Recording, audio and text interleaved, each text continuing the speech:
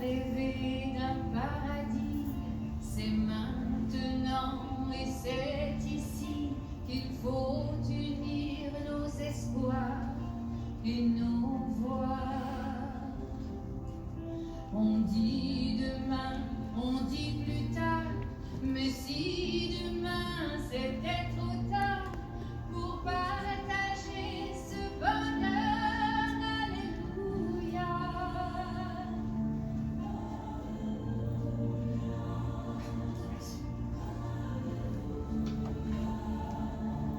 Veuillez s'asseoir.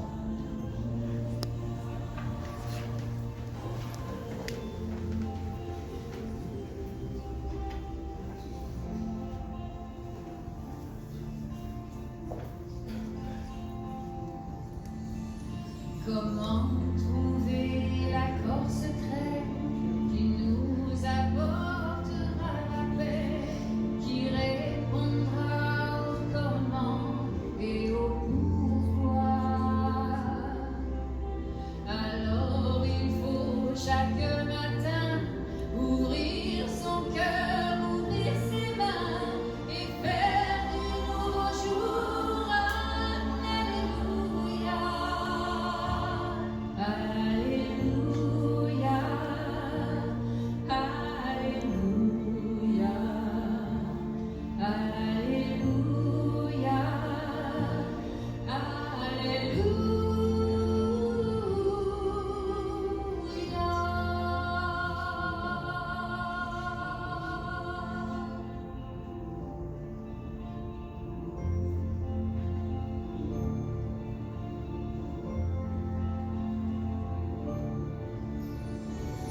On vient sur terre pour aimer, pour vivre ensemble et partager, et faire de chaque jour un feu de joie. La vie est une symphonie, chacun de nous en fait partie. Ensemble il faut chanter, oh alléluia. Alléluia,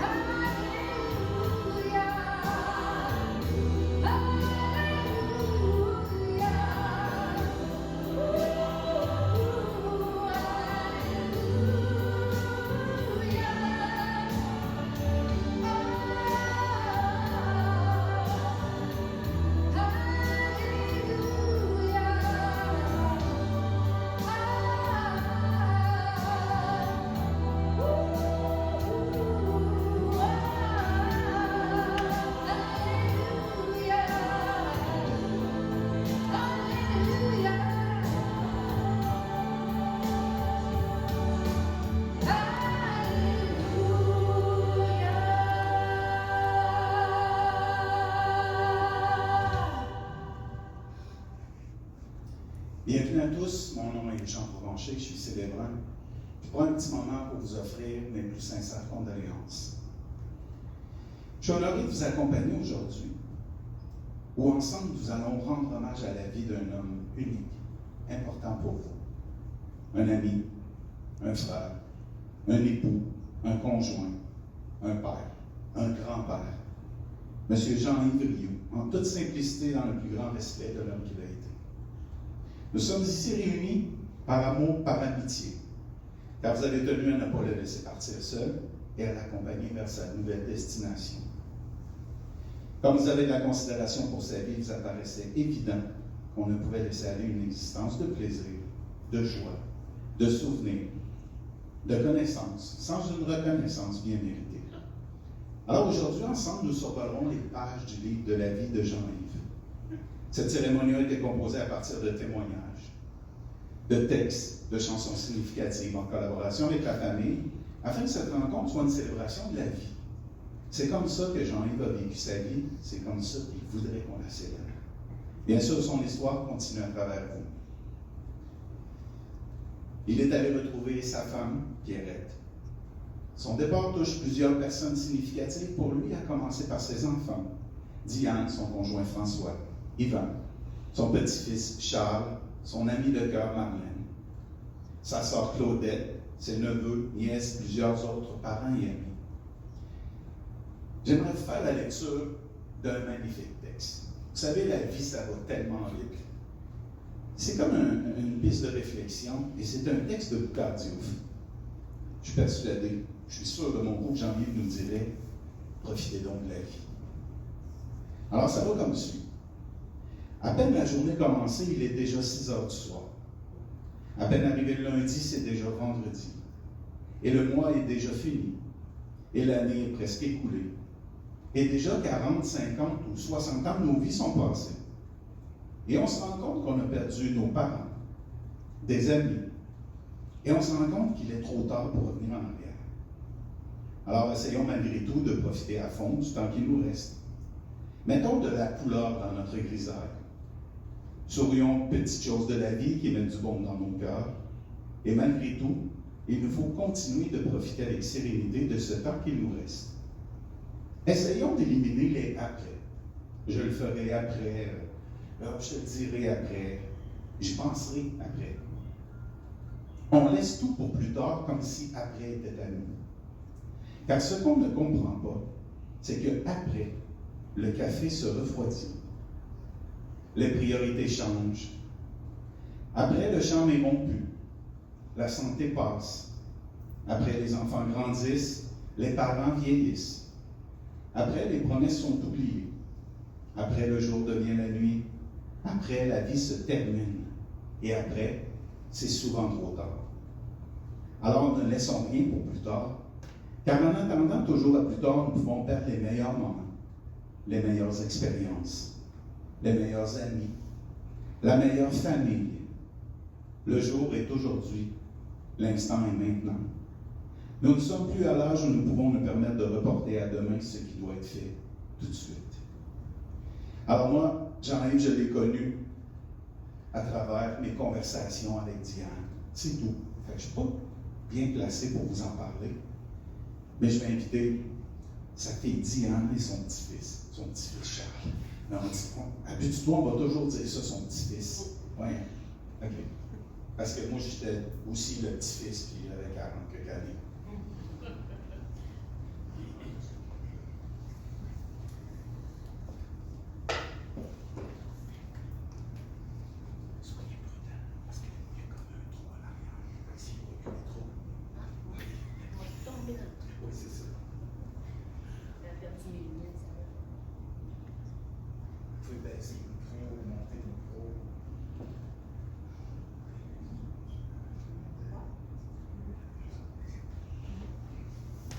Lui, c'est la nouvelle génération. Moi, l'ancienne.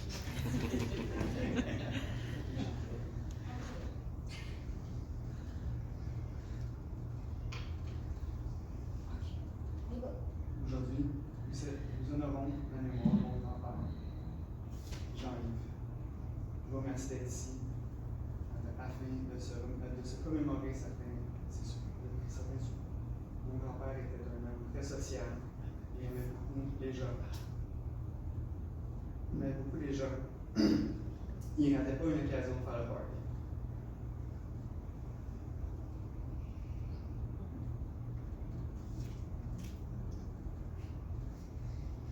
C'est dur d'être étranger.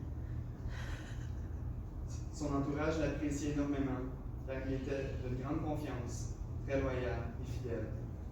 Il a eu des amis qu'il a gardés tout au long de sa vie. Trop qu'il avait partir avant lui et qui lui ont manqué profondément. Ah oui, moi, il faut que je raconte l'histoire. Je raconte une histoire, Je vais vous la raconter. Un jour, on décide, François et moi, de partir en voyage en motorisé et on dit à Marlène et Jean-Yves, est-ce que ça vous tente, on irait dans le bas du fleuve? Fait que Jean-Yves, ouais, tout le temps, il est toujours prêt. Et là, on part dans le bas du fleuve. Puis lui, dans sa tête, Jean-Yves, il avait dans l'idée de rencontrer à Presse, comme si le temps n'avait pas changé, son ami René. Fait qu'on part, puis là, il nous a fait visiter rien que des cimetières. On était arrêtés à Saint-Luce, il fallait trouver la tombe de ses grands-parents. Non, de ses parents, qui étaient mes grands-parents. Peu importe. Mais non, je suis tout mêlée. Mais de ses grands-parents, lui. Okay? Là, après ça, on part, on s'en va à Saint-Octave, encore au cimetière, pour trouver l'autre famille. Puis là, il y avait toujours dans sa tête, lui, de retrouver René. Fait qu'on arrête à Presse. Et c'est un grand village. Et on commence à parler aux gens. Connaissez-vous René, celui qui avait la cantine à pâte à frites? Les pâtes à frites étaient très bonnes. Non? Et tout d'un coup, on rencontre quelqu'un qui nous dit, ben non, René, il est déménagé à Saint-Luce. On dit, OK, on arrivait de Saint-Luce. On repart en motorisé. On s'en va à Saint-Luce. Puis il y avait tellement de goût de rencontrer son meilleur ami. Puis on s'arrête. Connaissez-vous René? René qui? Ben René. Puis là, tout d'un coup, il y a quelqu'un qui nous dit, oui, je connais René. Ben oui, on connaît tous René ici à Saint-Luce. Il était chauffeur de taxi, de l'autobus pour les enfants. Mais René, il est décédé. Ah ben, il n'y avait plus de foi. Il n'y avait plus de formule. Fait que finalement, notre aventure s'est terminée par une déception, mais quand même, on a fait un super de beau voyage avec Marlène, puis on a visité quand même le bas du fleuve. Moi, de mon côté, j'ai affiché le décès de Jean-Yves sur un site des retraités de la Banque Royale. J'ai eu de nombreux témoignages de gens qui l'ont connu. Ses anciens collègues de travail me disaient avoir côtoyé un homme intelligent, très dévoué, compréhensif, dont ils ont reçu un énorme support de sa part.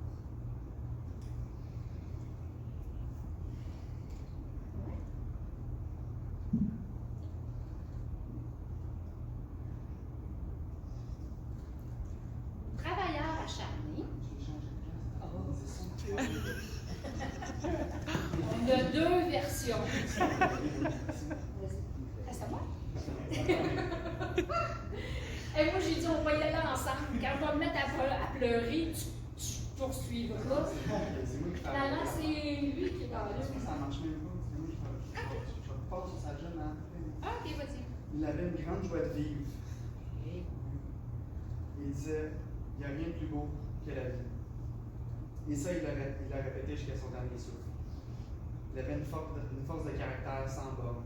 Il était très tenace. En fait, très tenace, le terme est faible. C'est la personne la plus tenace que j'ai rencontrée dans ma vie. C'est un travailleur acharné. Il adorait apprendre sur la finance et les affaires. Il ne ratait pas une occasion d'en parler. Il aimait partager ses connaissances. Il était toujours d'une grande aide aux autres, avec ses collègues et ses amis. Dans les témoignages qu'on a reçus, plusieurs ont souligné son dévouement exceptionnel.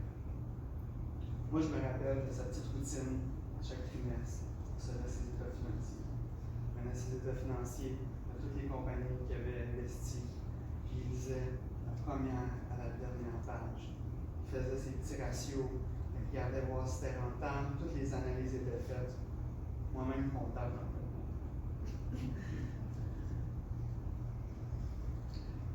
Mon grand-père m'a déjà dit qu'il aurait aimé ça être comptable aussi, comptable agréé. Mais je pense qu'il a fait le même choix. On est plate comptable. Un gars social, c'est en numéro.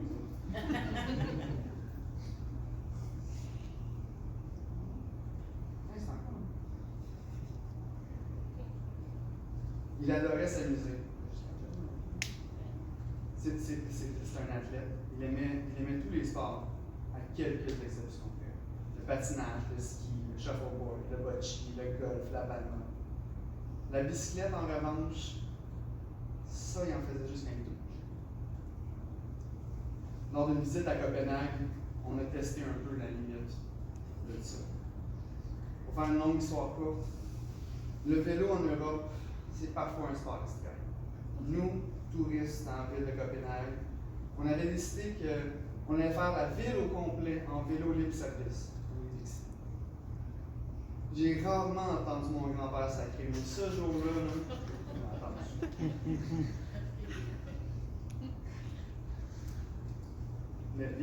Les routes caroteuses, notre mauvais sens d'orientation, le trafic, ils ont eu le meilleur de lui. Je pense que je n'ai plus jamais vu faire du vélo.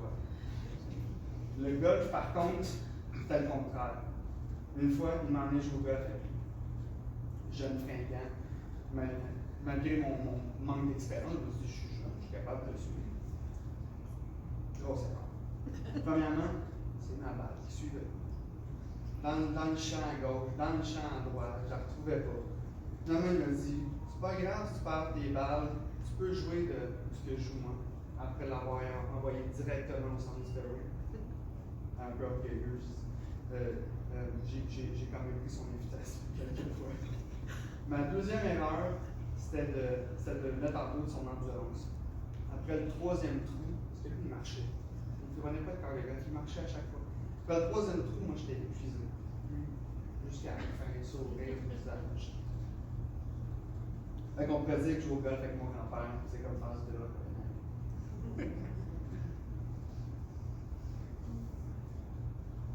Mon père disait avoir eu une belle vie. Venu au monde d'une famille exceptionnelle avec des parents qui avaient de très belles valeurs. Le cœur sous la main et d'une grande sagesse. Ses sœurs plus âgées que lui, Marco, Lucille et André, l'ont toujours très bien entouré. Deux frères, Maurice et Evan, avec qui il avait une grande complicité.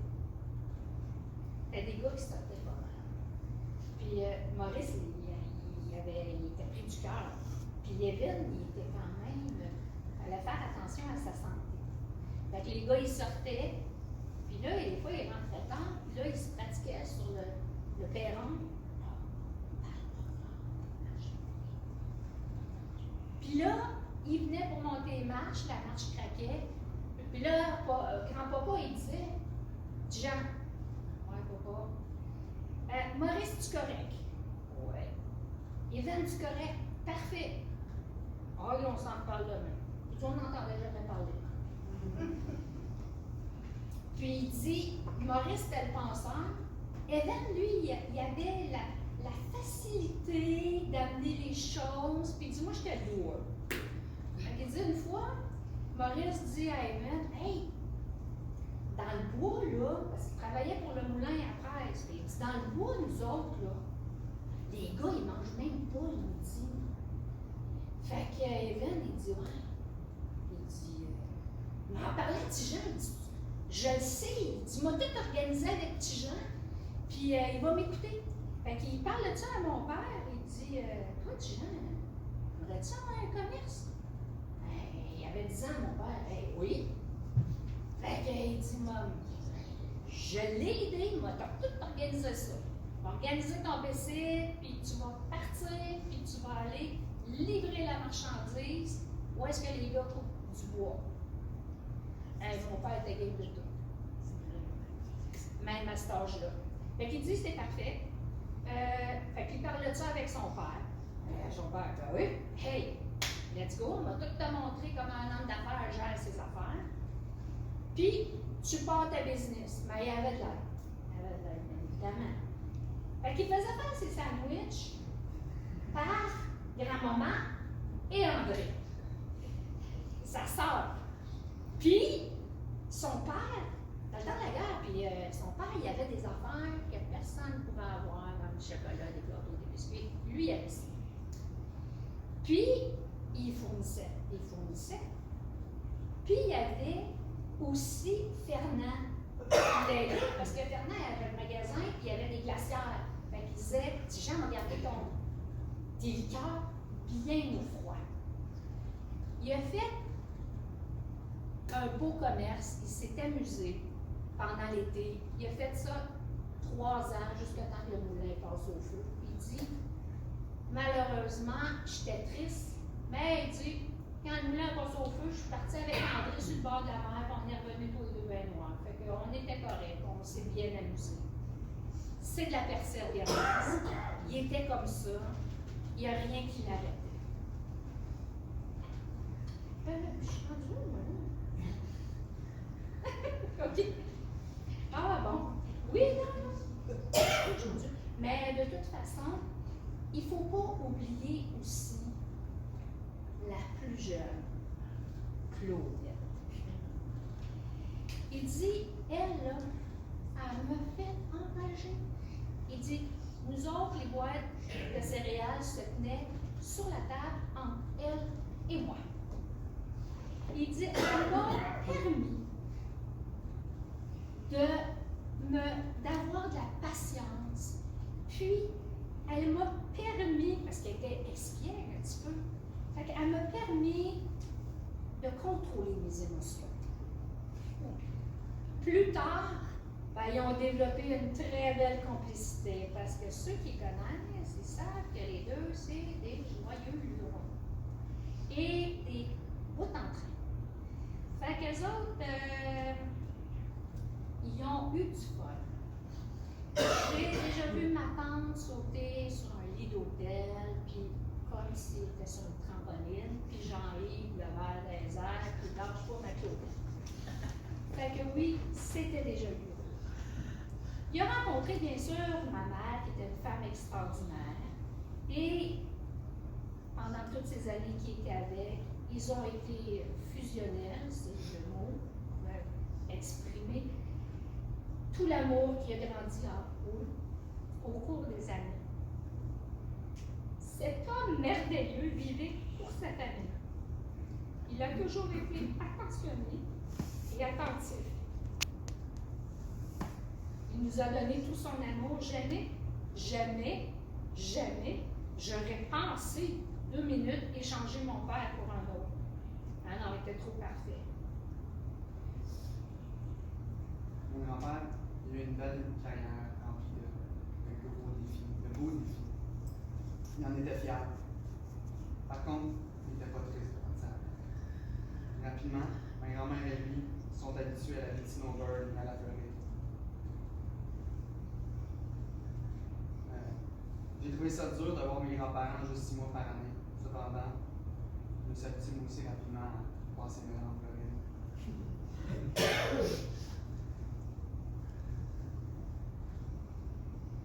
15 belles années qu'ils ont passées en Floride avec ma grand-mère, avec leurs amis, Nicole, André, et d'autres. Ils ont joué, ils se sont amusés, ils ont profité de notre fête. Les 12 dernières années, il a été très bien accompagné par Marlène, qui en prenait soin énormément, avec qui il a eu de magnifiques années. Ils ont voyagé, ils se sont amusés, ils ont été dans les parties. Il aimait ça fêter mon père. Hein? Il n'en passait pas une. Et Les 5 dernières années, il était malade. Mais sa maladie a vraiment renforcé sa force de caractère, qui était déjà assez solide, sa ténacité. Cette maladie-là, il l'a combattue bec et ongle, la tête haute, surprenant tous les médecins et les experts de sa résistance. Un exemple de courage que je n'oublierai jamais. C'était un être extraordinaire, qui a une vie bien remplie, qui a toujours su bien s'entourer. Votre présence aujourd'hui en est le plus grand témoignage. Il sera à jamais dans nos cœurs et on lui souhaite un beau voyage. merci. On s'est un peu mélangé. Le fond est là. La vidéo qu'on a présentée aujourd'hui va être sur YouTube. Le nom du vidéo, ça va être la vie de Jean-Yves Rioux. Si vous voulez le trouver, il va être sur YouTube prochainement.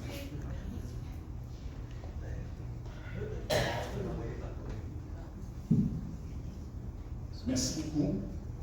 On a pu suivre l'histoire. Ouais. Oh, c'est facile à suivre. Moi, je ne connais pas votre histoire, j'ai suivi. Puis, moi aussi, je suis un peu choqué que mes grands-parents m'aient forcé à aller en Floride pendant des années. Je le comprends. Avant d'aller écouter une prochaine chanson, je vous invite pendant celle-ci à vous intérioriser et à voir qu'est-ce que Jean-Yves vous laisse en héritage. Qu'est-ce que vous allez vous rappeler de lui? Alors, sur une chanson de Alexandre D'Acosta, accompagnée par l'Orchestre symphonique, Si Dieu existe.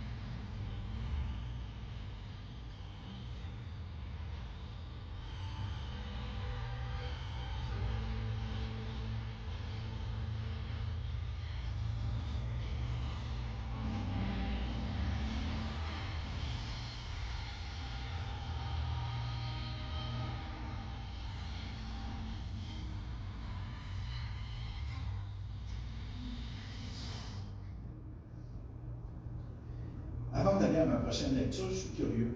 Si je vous disais en un mot, est-ce que vous allez vous rappeler de Jean-Yves? Vous me diriez quoi?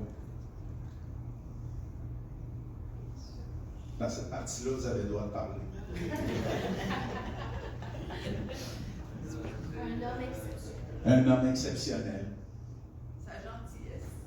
Pardon? Sa gentillesse. Sa gentillesse. Ouais, tes cheveux. Oui. Ça, c'est un beau souvenir, ça. C'est un beau souvenir. Merci. Merci de votre participation. Un très beau garçon avec un grand cœur. Ah oui. Un très bel homme. Oh oui. Je regardais la photo, puis c'est 89 ans. J'aurais jamais l'air de ça à 89 ans. Je ne sais pas regarder. Ma prochaine lecture, c'est un peu la façon de voir ou d'accueillir la perte d'un être cher. Ça s'intitule « Tu peux pleurer son départ » ou « Tu peux pleurer son départ » ou « Tu peux sourire parce qu'il a vécu ». Tu peux fermer les yeux et prier pour qu'il revienne, ou ouvrir les yeux et voir toutes ses réalisations. Ton cœur peut être vide de ne plus le voir, ou il peut être rempli de l'amour qu'il a partagé.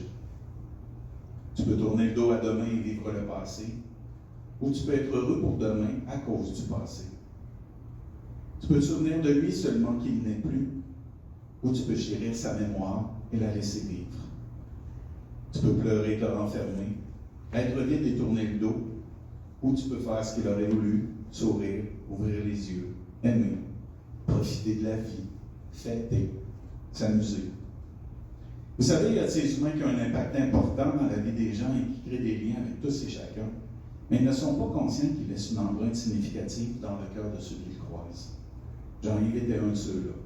C'est un homme unique, bienveillant, avec une belle sensibilité, déterminé et juste pour tout le monde. Quand survient le départ d'un être cher, plusieurs souvenirs nous envahissent. C'est un peu comme si le temps s'arrêtait et qu'on cherchait à réunir les preuves de son passage. Vous garderez de Jean-Yves le souvenir d'un homme généreux, un homme sur qui on pouvait compter, honnête, un battant, surtout très fier de ses enfants et petits-enfants. Jean-Yves, je crois sincèrement que nous n'avons qu'une seule mission ici-bas, c'est à être heureux.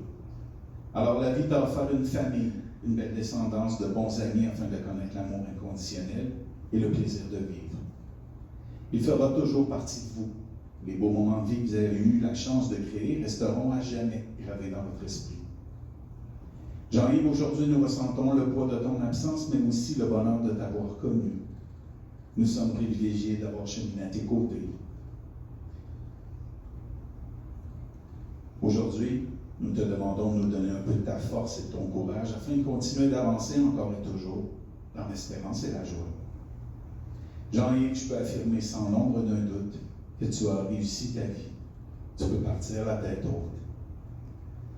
Chers parents, chers amis, ensemble, nous tournons donc la dernière page du livre de la vie de Jean-Yves. Mais votre histoire à vous continue et elle fera toujours partie de votre histoire tant que vous vivrez.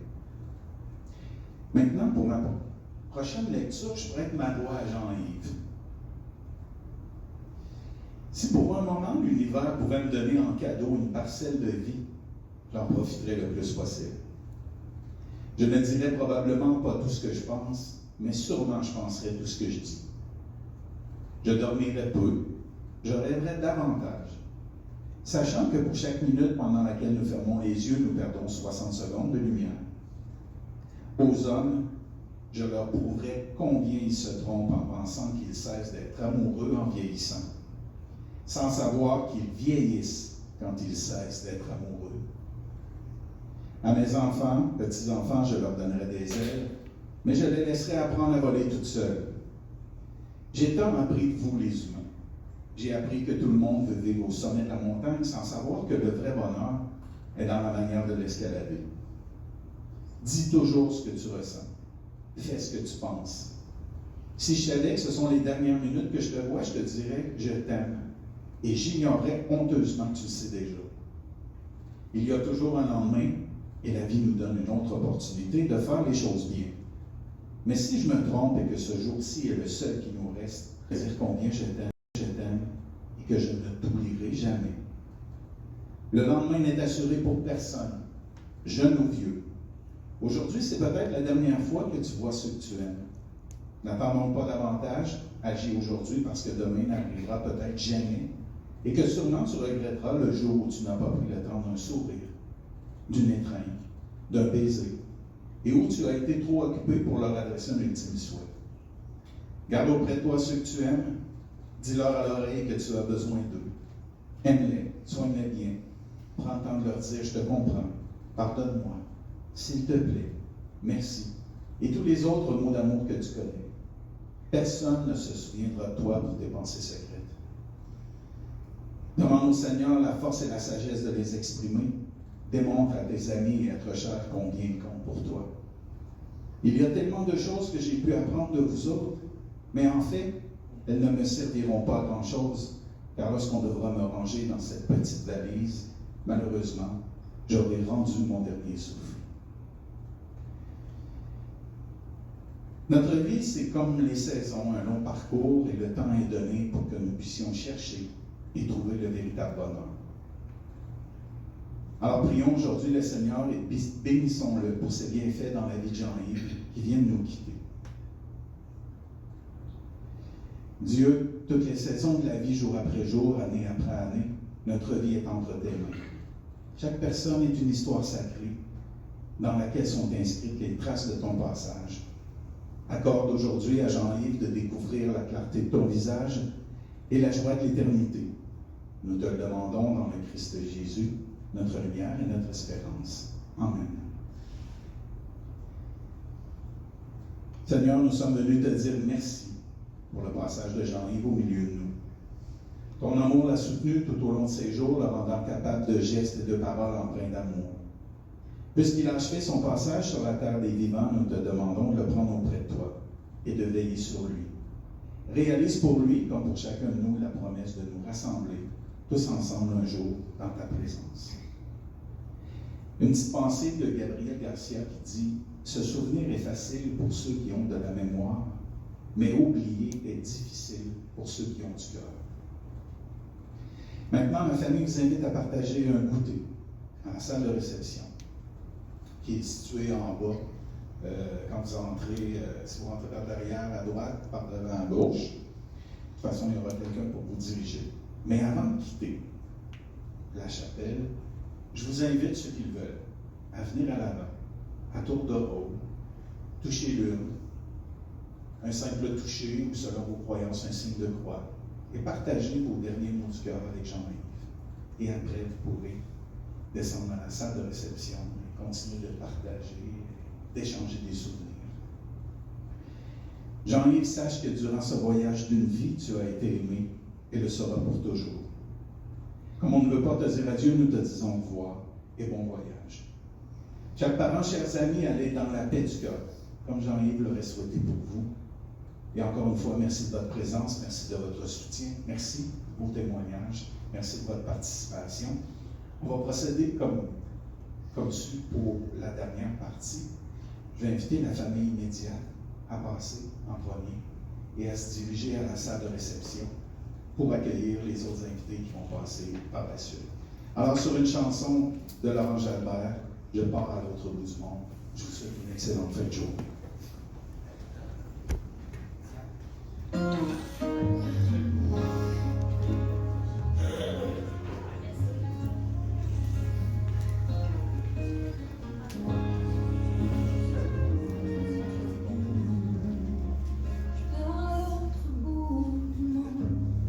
Sentir le vent et marée.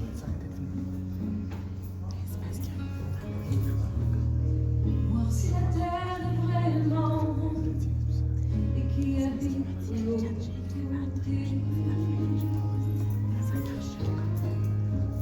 Je pars à l'autre bout du monde, toute seule à bord de mon collier. Si jamais la terre est ronde, je reviendrai pour te chercher. Je partirai à l'aventure avec mon bagage courage. Je m'enfouirai dans la nature, aux limites des grands fleuves. Il n'y aura jamais de montagne qui oserait défier mon cheval. Et même si l'on s'explose, je survivrai à mon destin. Je pars à l'autre bout du monde, sentir le vent et les marées.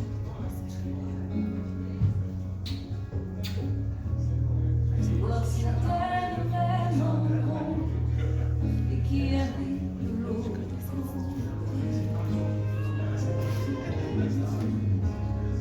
Je pars à l'autre bout du monde,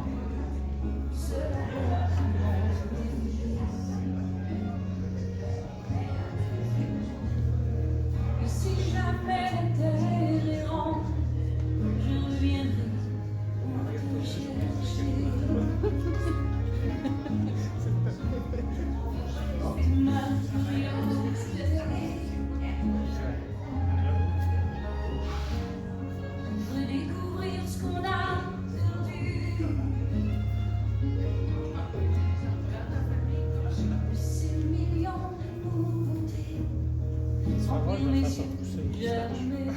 C'est-tu revenu en bas? Ah ouais, c'est vrai que ça, j'aimais ça quand j'avais le moustache. C'est vrai que tu l'as porté longtemps. Ah oui, j'ai porté longtemps, mais c'était plus à moi. Merci. Merci, Charles. On a remarqué. règne les rois.